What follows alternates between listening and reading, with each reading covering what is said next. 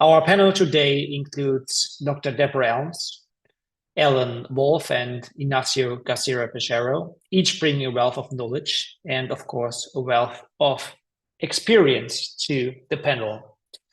Deborah Elms is the head of trade policy at the Hinrich Foundation in Singapore, and prior to joining the foundation, Deborah was the executive director and founder of the Asian Trade Center. And Deborah was also the president of the Asia Business Trade Association and a board director of the Asian Trade Center Foundation. Alan Wolf is a distinguished visiting fellow at the Peterson Institute for International Economics. And until joining the Peterson Institute in Washington, D.C., Alan was a deputy director general of the World Trade Organization. And I shall say that Alan recently published a book, a pretty comprehensive book about revitalizing WTO. And last but not least, we have Ignacio Bergero.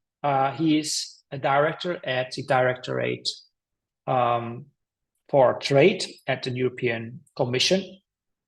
Ignacio, for a very long time, coordinated the work of the EU-US high-level working group on growth and jobs, which recommended the launch of the Transatlantic Trade and Investment Partnership negotiations. And I think most of you in the audience remember this. Ignacio then acted as the EU chief negotiator of the TTIP negotiations with the United States. Our experts will now share their insights on significant strides made during the conference, but also challenges and opportunities that lie ahead for the WTO. Each of our panelists will now have 5 to 10 minutes for their opening statements, providing their unique perspective on the conference outcomes. And following these interventions, I will facilitate a discussion among our panelists, touching upon major aspects such as agriculture progress, the e-commerce moratorium, but also, and I think this is a very important file, the dispute settlement system. And in the final 15 minutes or so, we will open the floor to our audience. So I think this is a valuable opportunity for you in the audience to engage directly with our experts and ask questions. And that said, I would like to encourage you already now to put your questions in the chat box so that I can revert to them in the course of this event. So without any further ado, let me now pass on the word to Deborah for a first assessment before we continue with Ellen and then Ignacio. So Deborah, the floor is yours. Thank you very much. I'm delighted to have all of you here. There seems to be quite a large audience, and I assume live streaming as well is also significant. So happy to have everyone here. This is a bit intimidating, I will say, to have to talk, especially ahead of two WTO experts is always a bit of a challenge. So I'm going to confine my remarks to two issues that came out of the MC13 process, out of the Ministerial Conference, but also broaden it out a bit to talk about where we go from here and why I think these two issues are illustrations of the larger challenges ahead. With upfront, a bit of dismay in a way, because I would like to be an enthusiastic supporter and optimist on the WTO and its future, but it is challenging given what we have seen from the members as they try to engage with this institution.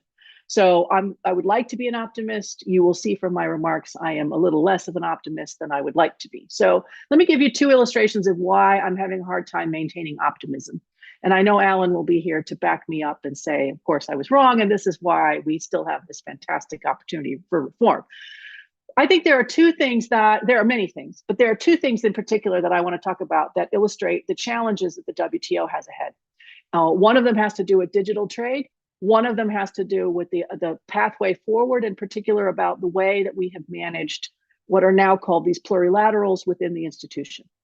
So if you say to a lot of businesses, what is the number one thing that you as businesses are looking for out of this institution? Many of them will tell you they're particularly keen on getting new digital trade rules.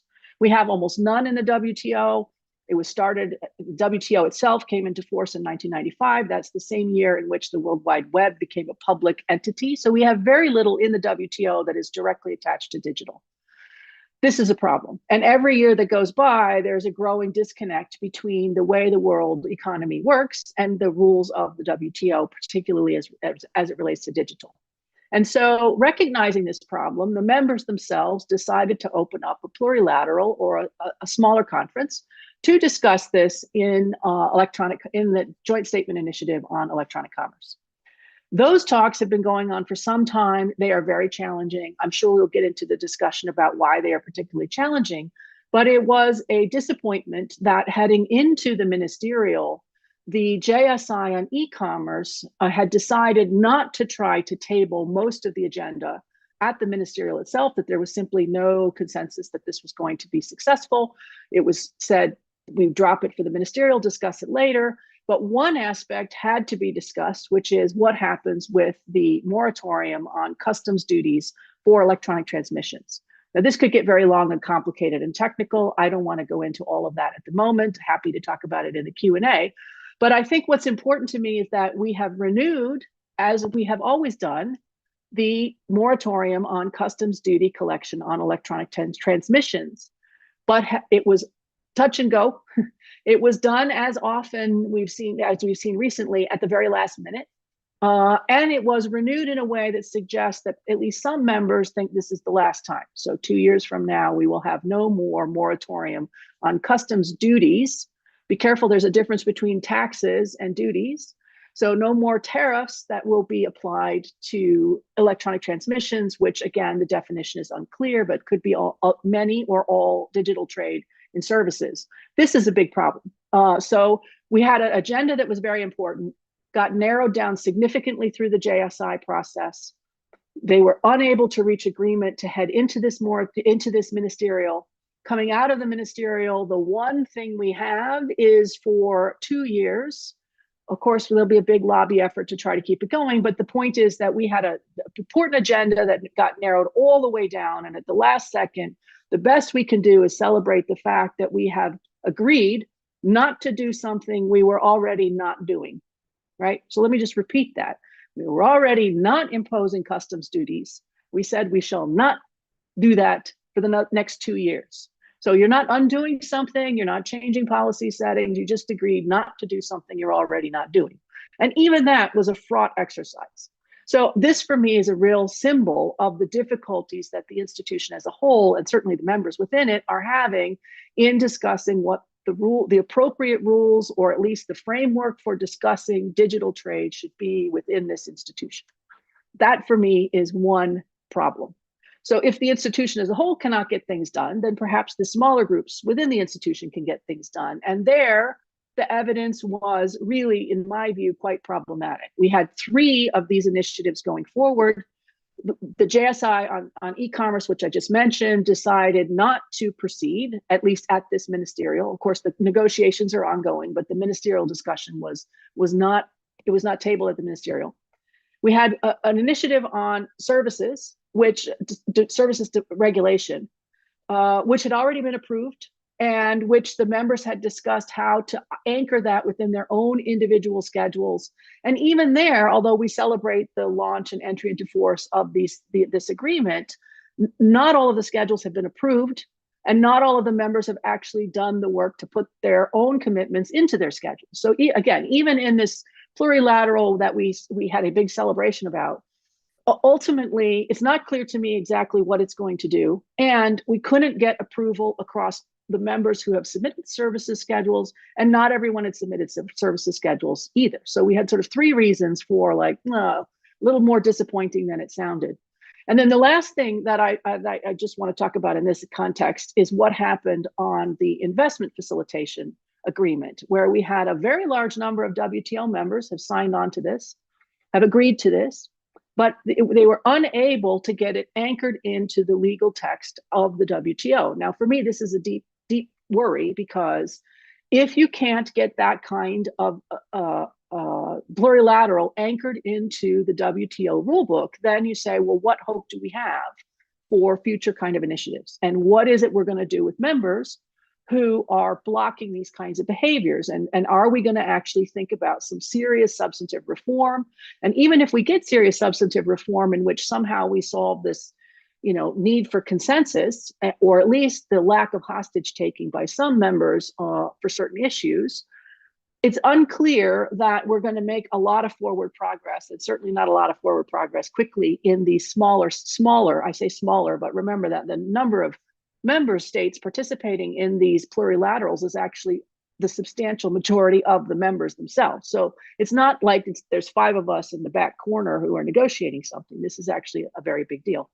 And then the last thing that I just want to say before I conclude my opening remarks is, even if I had laid out my dream agenda for MC13, all the things that had been pulled together, all of the elements that were under discussion, and we had somehow had a raucous success at MC13, we still would have many challenges, not the least of which is the agenda at the WTO is increasingly not fit for purpose, in my view. It's missing key things that are important, including broader discussions on digital, elements about how we're going to handle climate and trade, subsidies, investment in general. I mean, so that the agenda itself is a challenge. And given the difficulties of addressing the existing agenda within the framework, I worry that we have now narrowed down the agenda.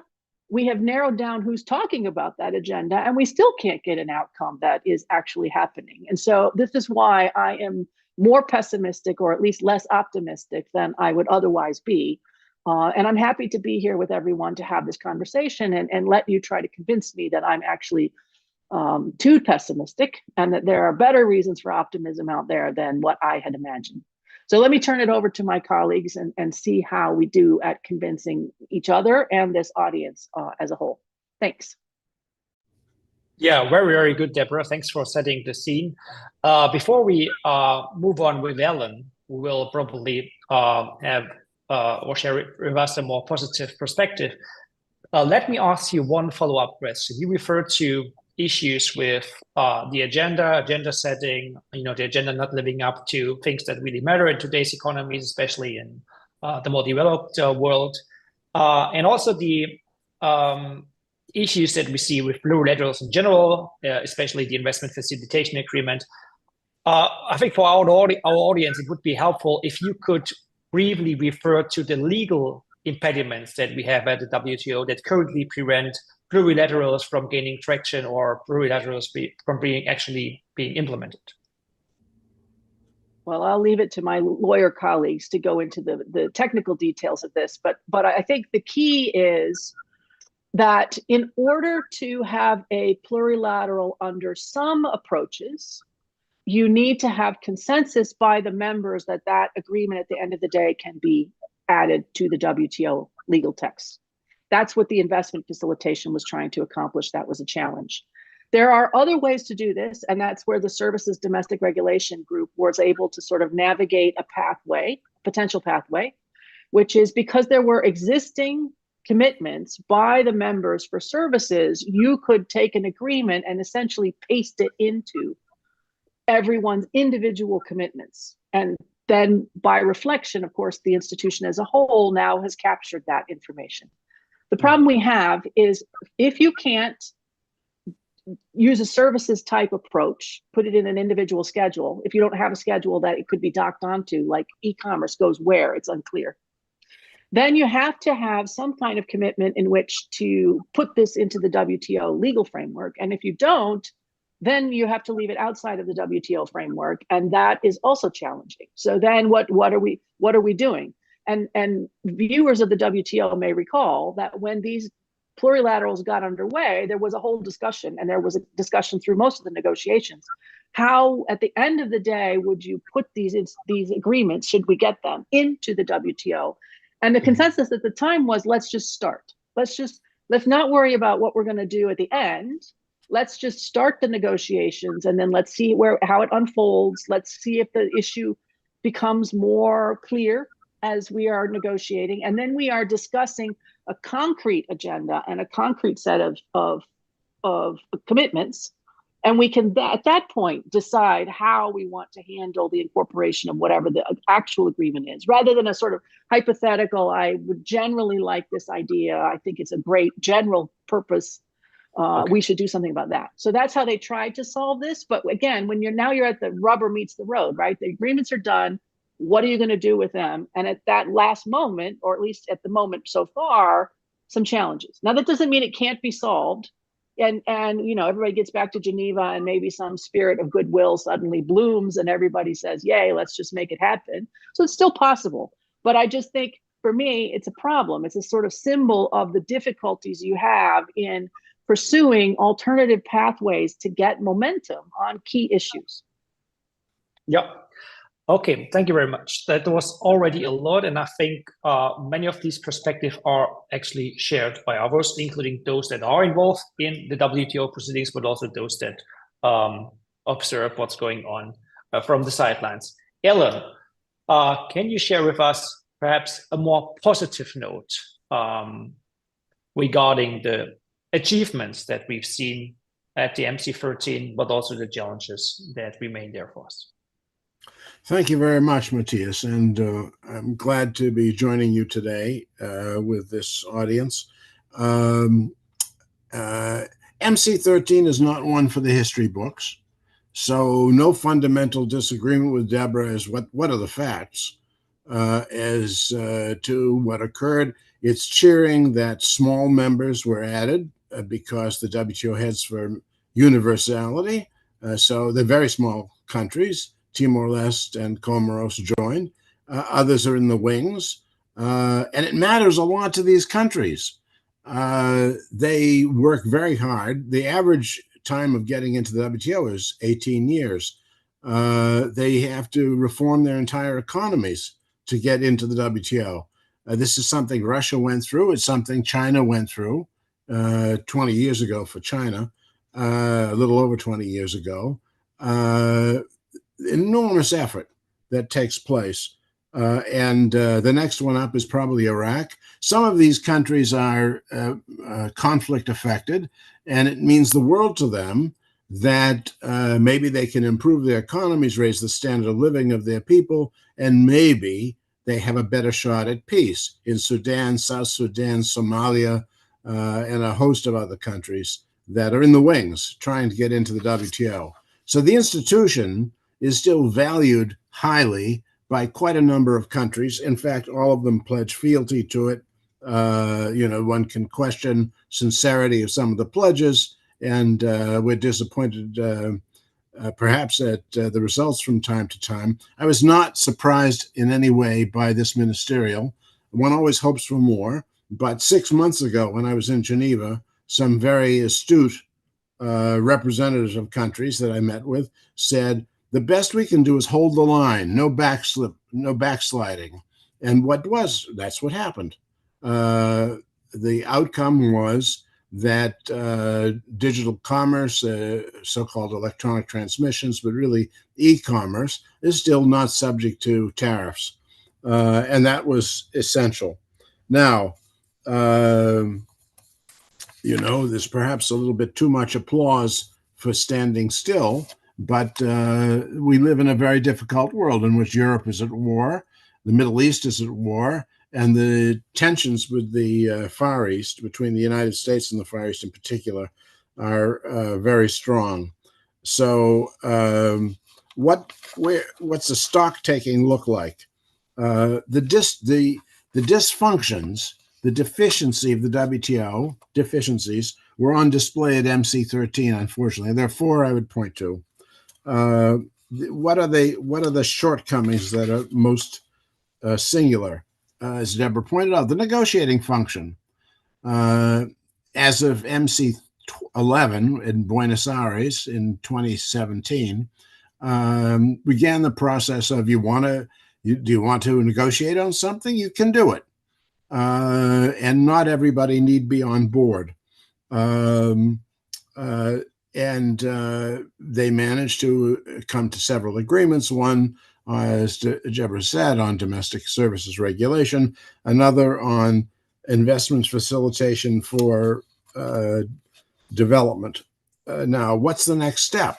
That's the key question. Didn't happen at Abu Dhabi.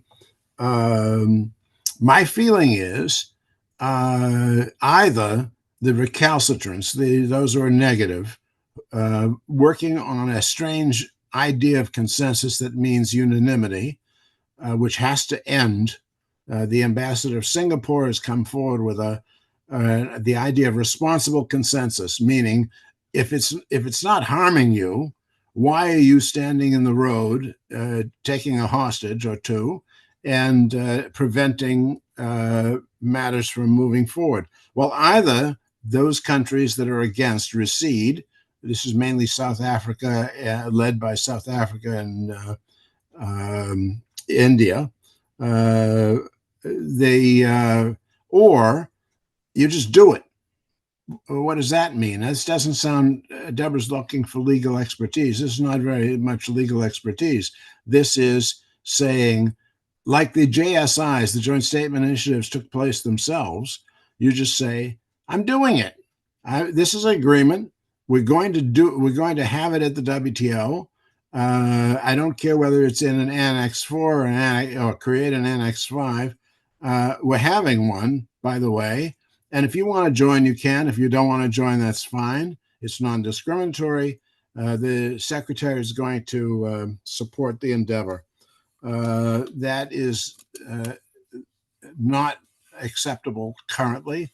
I think it has to become acceptable, or the recalcitrants, the objectors, have to give in. Second issue, we don't have binding dispute settlement that is effective for all. The United States blocked appointments to an appellate body. The EU and some others have an alternative mechanism, and we perpetuate a fraud, which is appealing to a body that hasn't existed for 4 years, going on 5, and that has to end. And they didn't manage to do that. Some asked for that. They didn't manage to do it. I wish they had done it at Abu Dhabi. In 2024, the game is up. The WTO is not about giving advisory opinions. It's about giving binding, in the panel process, binding decisions as to whether you're right or you're wrong under the rules. And that has to be restored. Will it get there? There's no serious negotiation underway. There's no path forward that has been found by the ministers and decided at MC13. They should have done it. They didn't. They didn't even say, well, we'll appoint somebody to come up with some ideas and we'll agree on it by year end. They just reiterated their pledge, which is not much of one, to have binding dispute settlement. The whole idea of the WTO was to have enforceable obligations. Third, transparency. It's not assured. Global Trade Alert at St. Gallen does a very good job of coming up with things. The trade policy review mechanism has a fair amount of transparency. There's some notifications and others that are not lived up to. You need an executive function at the WTO that will look at what's going on in the world. I can get a lot more out of the Financial Times on some mornings than you get out of the current transparency mechanism of the WTO. Has to be better. And lastly, the fourth thing on the executive functions, the World Bank, as executive, the president of the World Bank, the managing director of the fund, the IMF, the Secretary General of the OECD, they put proposals on the table. They're expected to put proposals on the table. They may say, we need a new facility to aid developing countries in the following way for, let's say, energy transition. The WTO Director General, if she said, I think we ought to do the following, they'd say, who are you? Why are you doing this? That has to change. No effective instrument of governance doesn't have at least 3 functions. And those three functions are a legislative function that functions, which isn't right now, a judiciary to decide disputes, and that's not the end of it, an executive that makes the thing work. So on the substance, just one can list, and you will in this discussion, but things like agriculture, we don't have a program for agriculture to move forward. We don't have a program for food security. And the list that we'll get into it, but the list is very long of the matters, as Deborah has said. To make the WTO relevant, it has to address current issues, including the digital issues, including artificial intelligence.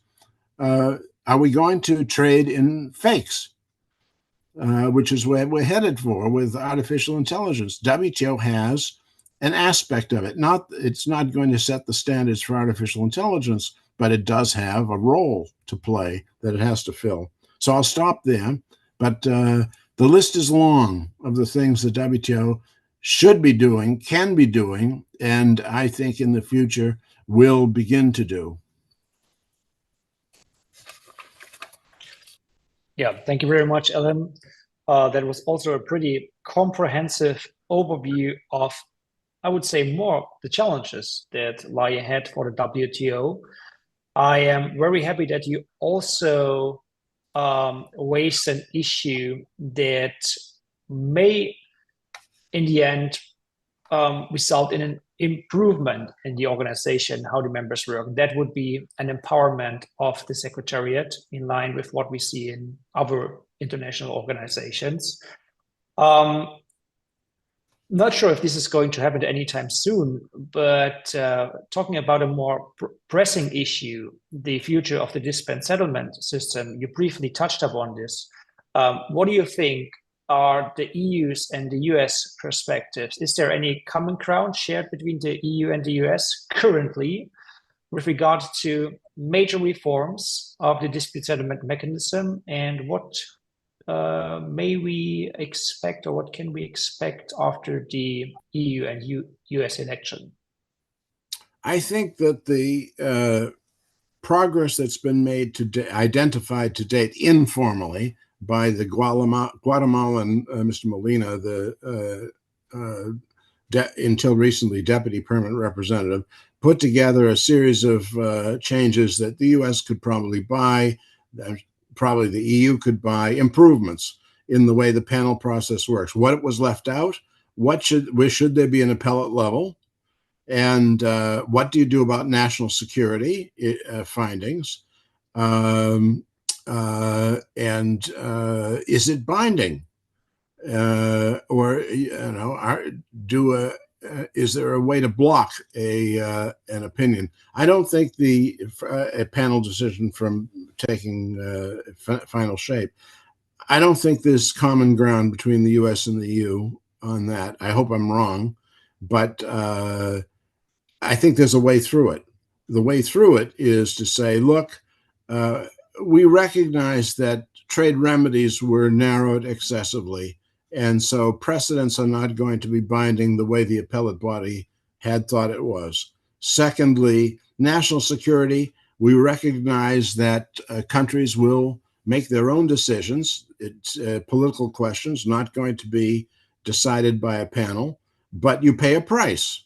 If you impose a national security on, say, steel or aluminum or anything else, a restriction, you take away the balance of benefits that existed, you upset it, you pay a price. I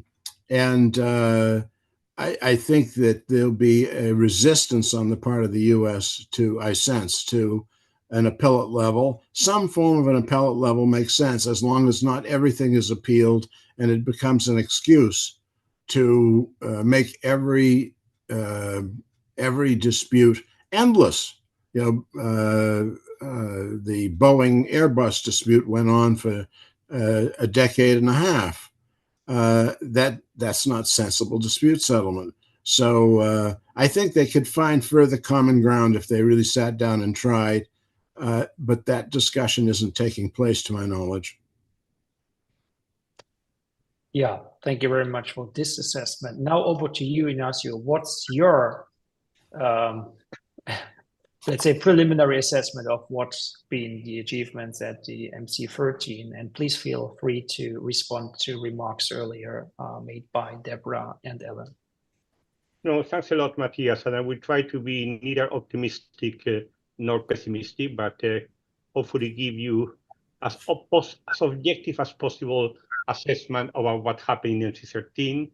And I would agree with Alan, it was not one of those historical ministerials where important breakthroughs was achieved. I think there was some progress on a number of issues, and I would like to dedicate a few words on that, but also some disappointments, issues that should have been solved, and because of the political context, the political sensitivities could not actually be solved at that point in time. Now, I would be more positive than Deborah when it comes to the issues relating to digital. Now, we all know that it's always a difficult decision in every ministerial to have the extension of the e-commerce moratorium, but the fact is that at the end of the meeting, this was actually decided to extend until the next ministerial meeting. It is true that the decision says that in principle, both the work program and the moratorium will terminate at that point in time, but that is also always subject to whatever recommendations the council would make to ministers. So I think at this point in time, everything is still open about what would happen with the multilateral e-commerce moratorium in MC14. I think also I would like to explain that when it comes to the e-commerce GSIs, the activities of the GSI are very, very much active. I think actually this week there are negotiations taking place in Geneva because the objective of the participants is very much to be able to finish negotiations on the GSI still this year. Now, it was considered it was not politically a very good idea to try to do this at the same time that the major ministerial meeting was taking place, but that does not retract in any way from the will of the participants in the GSI to get the e-commerce negotiations concluded this year. Of course, we know that there's a limitation about how many issues are being negotiated because one major participant has made many clear that on certain issues, they are not in a position to negotiate. So obviously, those issues we know we are not going to be able to find a solution this year. But in principle, the objective continues to be to conclude negotiations on the e-commerce GSI. By the way, the e-commerce GSI, one of the elements that includes is the moratorium on the application of import duties to e-commerce. And one could also hope that there will be an effort being made for more countries to join the e-commerce GSI. So on digital, I would say mitigated progress, not a huge breakthrough, but mitigated progress. Now, when it comes to the issue of integration of plurilateral agreements in the WTO, I would also tend to be a little bit more positive than Deborah. First, I think it was really important that India and South Africa lifted their objections to the certification of the schedules of domestic services regulation. That was the reason why it had not been possible to incorporate those schedules legally into the WTO. And as a result of very patient diplomacy, and I can assure you, in multilateralism, you need to be very patient, but it was mainly because of the efforts of the EU to have long discussions with India and South Africa. Both India and South Africa lifted their objections so that now, in principle, domestic services regulation is part of the WTO rulebook. Again, investment facilitation for development. Very important that in the context of this ministerial, 120 countries confirmed that they had concluded the negotiations of this very significant agreement and that they wanted to start the procedure to integrate this agreement in the architecture of the WTO. It's something which has never happened so far. This is the first time that the provisions of Annex 4 of the WTO agreement are going to be used. It is true that they require consensus, but again, I think consensus needs to be exercised responsibly.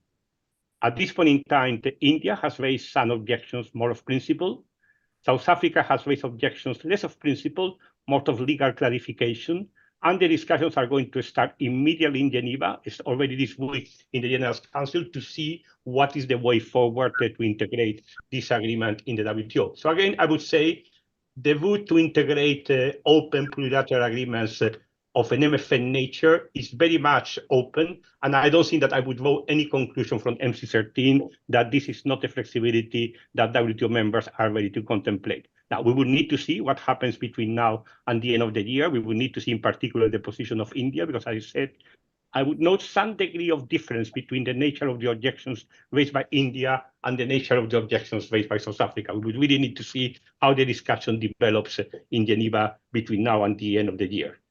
I would also be perhaps a little bit more positive than Alan when it comes to dispute settlement reform.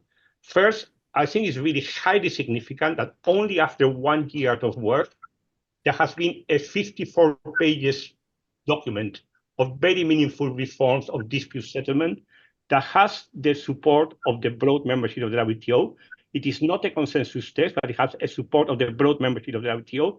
And certainly it has the support of the European Union and the United States. And if you actually go into the elements which are in that document, including on issues like judicial economy, like the need to have a procedure in the WTO through which you can actually review the decisions that have been taken by the adjudicator, including mechanisms to correct decisions which appear to be wrong. All of those elements are now very, very much part of this document, which is a very important step forward in terms of the reform of WTO dispute settlement.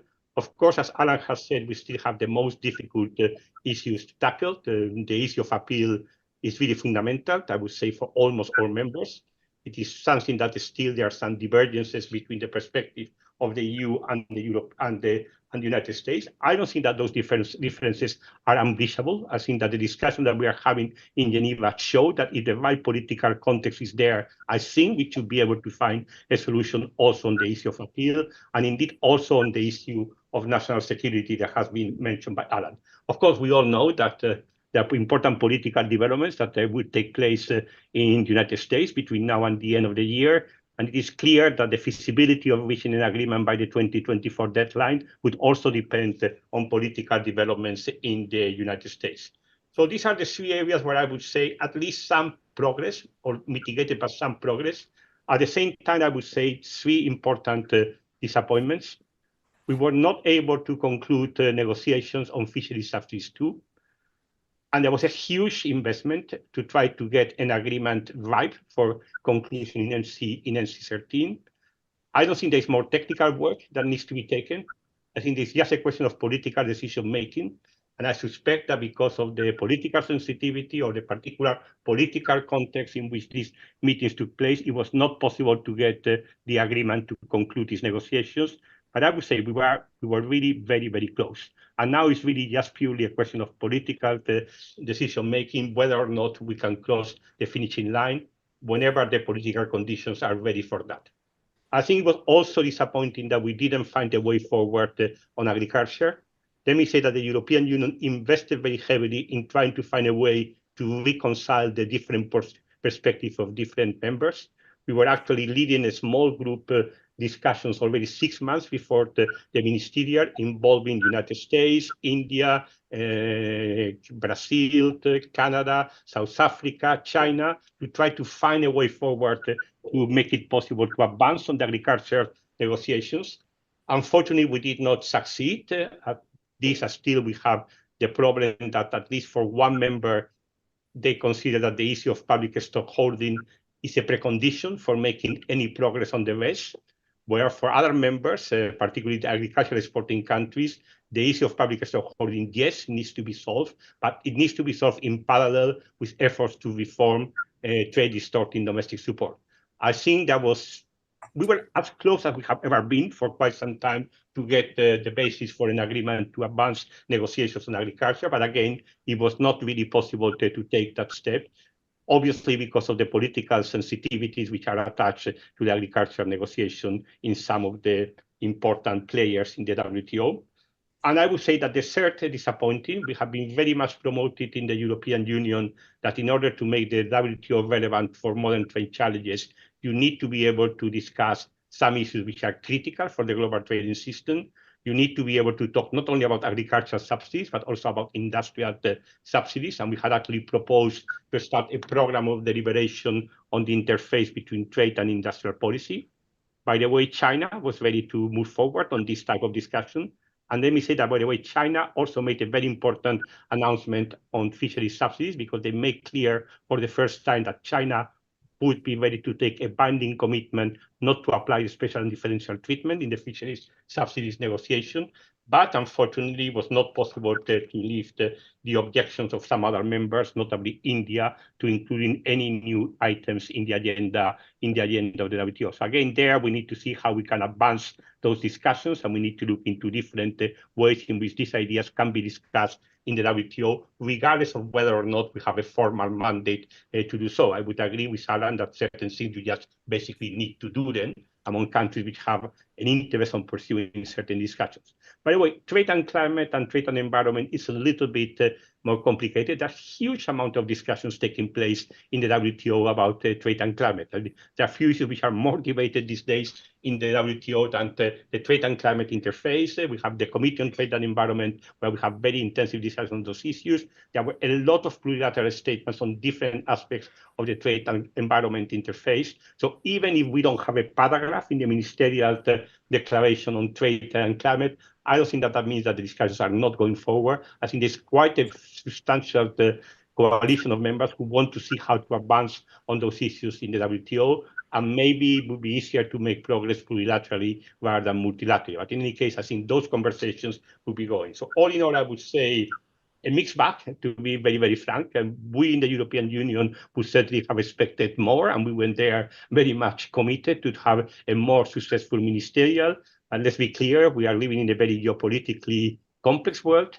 We are also at a very difficult political moment with a lot of important elections taking place in the months ahead, and probably there was a limit about how far some politically sensitive decisions could be taken at this point in time. Yeah, thank you very much, Ignacio.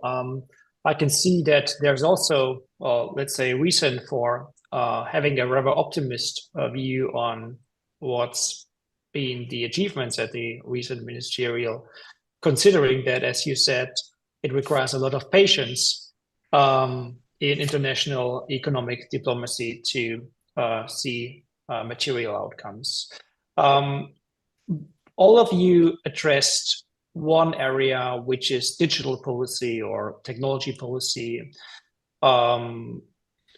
referring to policies that regulate product, services, industries that to a large extent contribute to domestic commerce, international trade, but also global productivity. And I think the discussion about these policies will not go away. It will intensify probably. At the same time, I see that in the EU, there are technology policies that have, I would say, protectionist components, discriminatory components.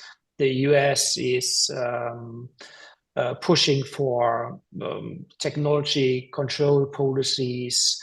In China, we have a fairly protectionist digital economy that does not allow for injections of foreign competition. And I wonder whether all of that is conducive to material progress when it comes to, for example, the e-commerce agreement.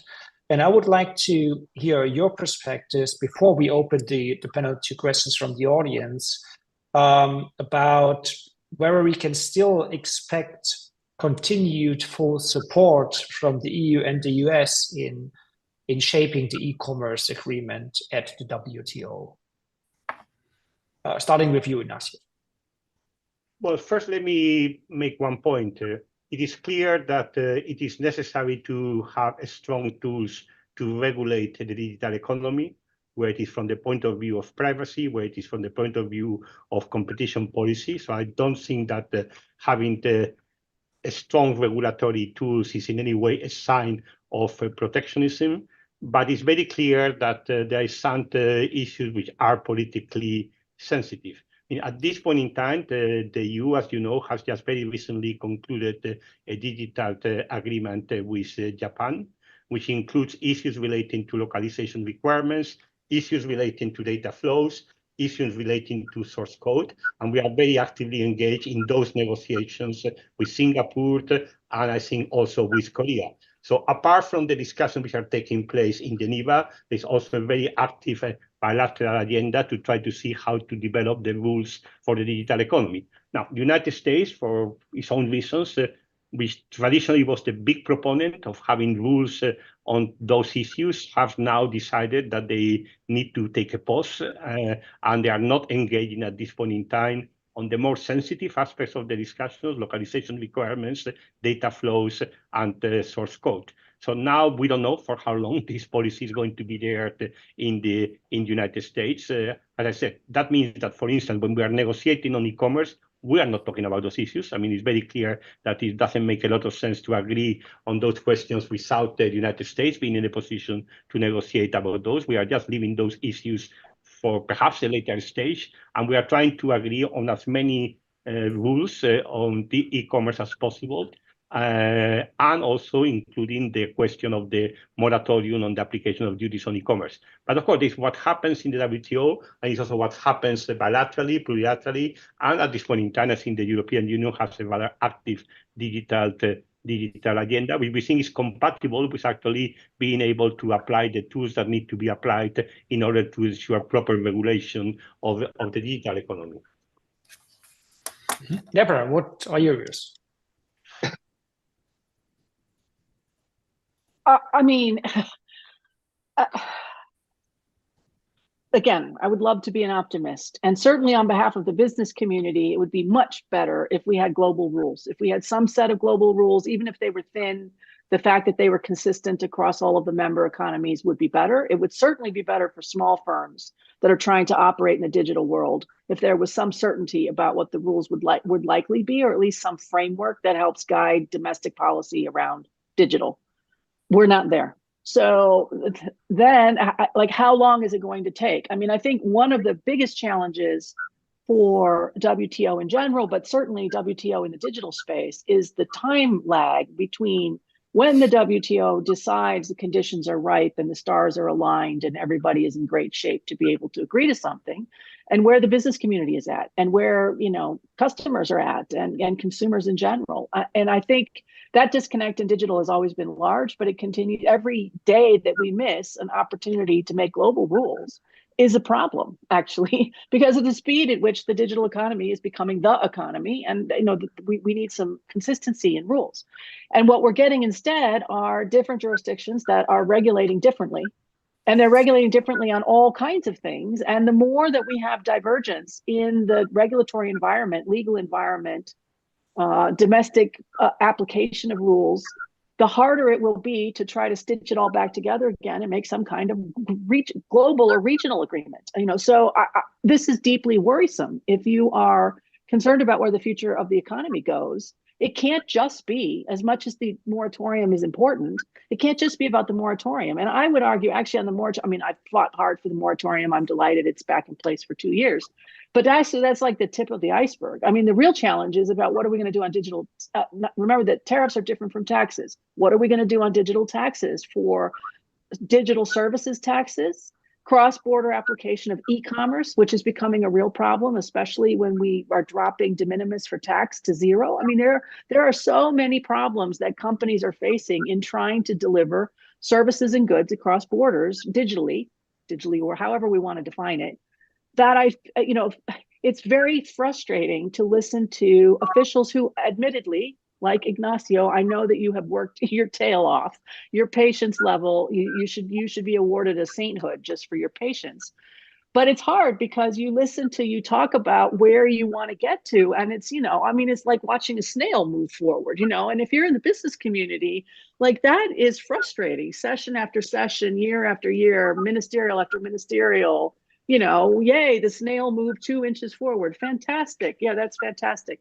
I think that's the problem, is that the disconnect between speed, especially in the digital space. And so, not that I want everyone to quickly regulate either, because of course there's problems with that, but just some kind of ability to move forward.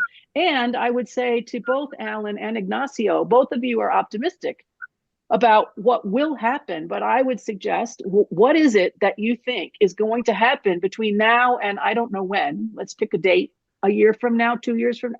What is going to change that would make it better? That would make it more likely that we would get an outcome. And for me, this, again, why am I so pessimistic about this? Because I'm not convinced that the stars are aligned in my lifetime at this point to actually get to the outcome that, outcomes that would be helpful for the larger community. And that is depressing, and it's at its most stark in the digital space. Yeah, speaking of a large community, Ellen, before you get the chance to raise your rejoinder, let me briefly read a question that we received from the audience, which is relating to the e-commerce agreement and especially the moratorium. The question is, don't you think that it will still be possible to extend the moratorium at MC14, provided that there is consensus, among the large community? And the person who's raising the question is saying that there's only 2 countries that need to be persuaded. What are your views on this, Alan?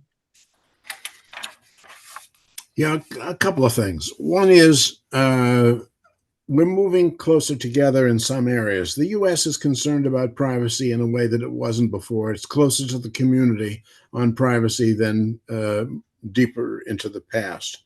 It's closer on competition policy than it was in the past. Of course, we do have an election coming up, and that may change some things, but the fact is in some ways, we're moving closer.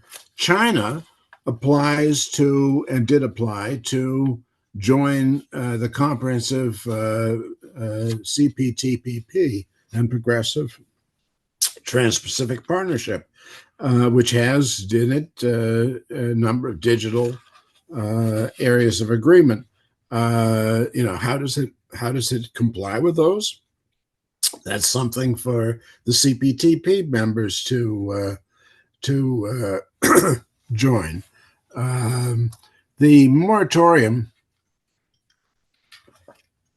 it seems clear to objective observers that India would be a major suffer grievous harm from an end of the moratorium potentially, as well as developing countries. Not necessarily the United States or the EU, who would be as harmed as others. I think it's a terrible signal to the world to say, it's like the Oklahoma land rush. You just open the floodgates and you say, go and try to restrict commerce in e-commerce to the extent you can, is a terrible signal. Whether it's in anyone's interest to do so is another question. So MC14, we live to fight another day, basically. And if it goes, some experts say, if it goes, it goes. It's not that harmful. To me, it's a terrible signal, and it's not something that we should experiment with. So I think that to your questioner, there's hope because, in fact, taking a hostage and using this as some leverage is not necessarily going to work very well. And there are interests within India who are saying, what are you doing, Indian government? What do you think you're doing? It's harming us. A leader in a lot of e-commerce, in apps and in software of all kinds, that's India. And there may not be complete coverage in GATS, it probably isn't, for preventing harm if the e-commerce moratorium goes away. So I think there's hope. And as for policy space, the U.S. government was clearly split on the 3 core elements that the U.S. declared that it was no longer embraced what it had embraced in e-commerce. That's not set in stone. Policy space only means, well, we'll revert to that issue. And we may well revert to that issue. And looking out at the world in general, I think that the better side of the argument was to keep those elements front and center in U.S. policy on,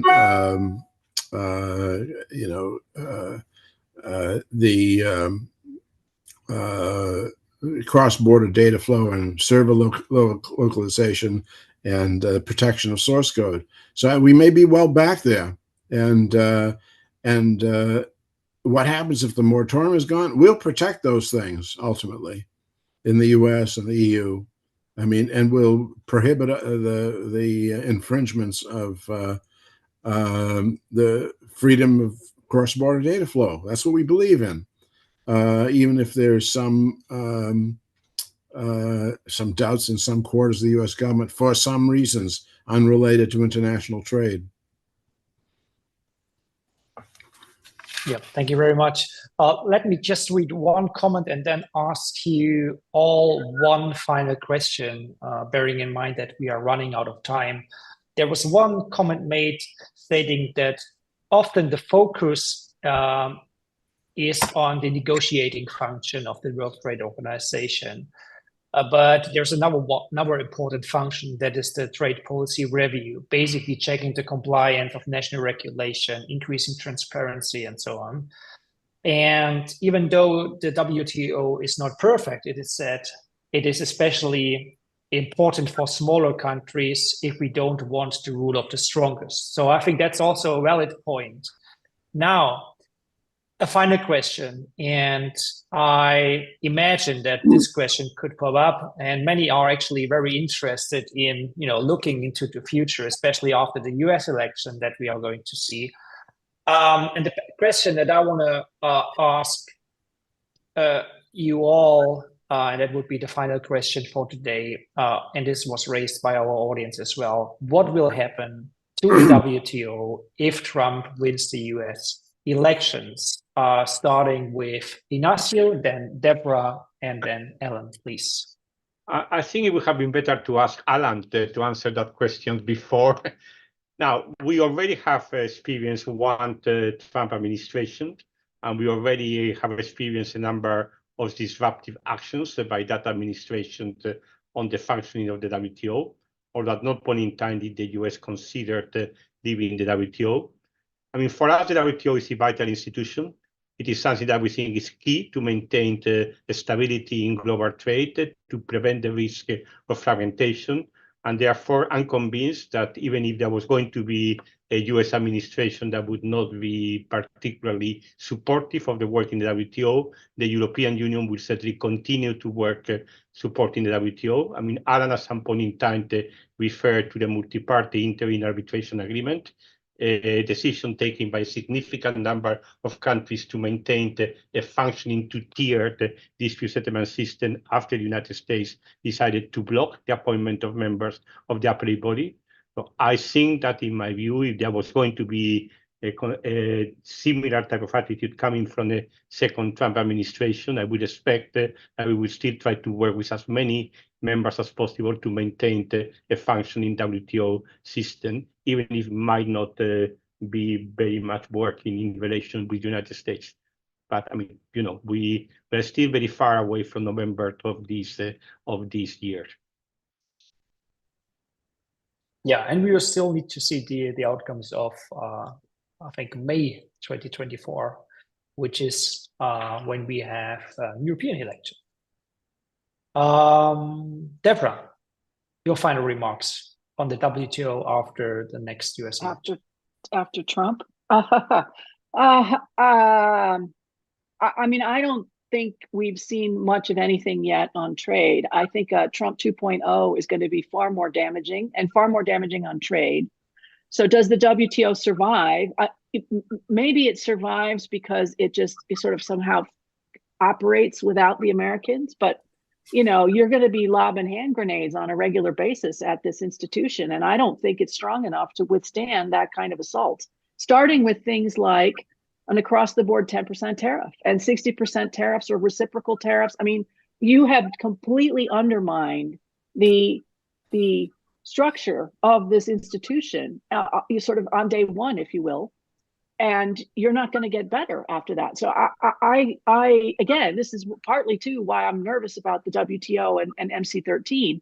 If you're already a weakened institution and you're struggling to put points on the board, and you are allowing potentially, someone who wants to destroy the institution to come forward, like that, why did you not all band together to strengthen what you can in the moment when you had that opportunity? And again, I mean, frankly, this is job security for trade watchers. Fantastic. It's going to be, all hell will break loose. But this is not the sort of scenario that we should be cheering for, because it will be very problematic. And, every business and every government is going to have to figure out how they respond to this kind of destruction. Yeah, Ellen. So what do people who go to Abu Dhabi but aren't in any of the negotiations do? They sit on the side and they talk to each other about what would the world be like if Donald Trump becomes president of the United States. And the betting was, amongst some of us sitting on the side in Abu Dhabi, that it becomes stronger because the EU, Japan, China, others, India, say, well, wait a minute, we actually don't want the rules to fall apart. We have to band together and do what we can to make this agreement better. The U.S., does it withdraw or not? Trump hasn't said he'd withdraw this time around. What he has said, he's going to put tariffs on just about everybody. He likes tariffs. We know that much. We should believe what he says. So 60% tariffs instead of 30 or 25% tariffs on China, 10% tariffs maybe on a number of other countries. It will be hellish. But I don't think the reaction in all foreign capitals is going to be, well, we just lost the WTO. Chances are actually they're going to say, what should we be doing now in spite of this aberration in the international economy? So that's one way that's one possibility. It's all speculative. When Kaiser Wilhelm lost Bismarck, actually it was not a very clever way to handle matters internationally. And we'll be doing some of that. The last USTR for Trump in Trump 1 said, if we didn't have the WTO, we'd have to invent it. Of course, they would reinvent it, maybe without binding dispute settlement. But nevertheless, they weren't running for the exit. Whether Trump does, that's unpredictable. If he gets the wrong people advising him, if he's in, then he'll be out. And some apparently will breathe a sigh of relief and say, now let's get down to business and do some things. That's one possibility. Anyway. So not the end of the world, but not the world we choose to live in. Yeah, thank you very much to all of you for this informed speculation at the end of our seminar. I think as we draw to this, fairly insightful seminar that we've had today, as we draw to a close, I would like to extend my deep gratitude to our panelists, but also to our audience, which stayed with us for more than just 1 hour. And I think we could have talked for hours. I think we had a truly enriching discussion, and we are not so sure, despite that, about the future direction of the global trade framework, multilaterals, bilaterals, and so on and so forth. I think the challenges ahead, they remain significant, but it's clear that the WTO, with the support of its members, including the EU, remains an important cornerstone of a global rules-based trading framework, a framework that can also adapt to the evolving digital landscape and also address perhaps more pressing issues, actually, such as food security, which was mentioned, but also broader economic development, which is, and we should always bear this in mind, to a large extent driven by open markets and non-discriminatory trade. So that said, I would like to thank you very much again for joining, for your contribution. See you next time, and goodbye. Thank you very much. Goodbye. Good to see you all. Bye. Goodbye, and thank you.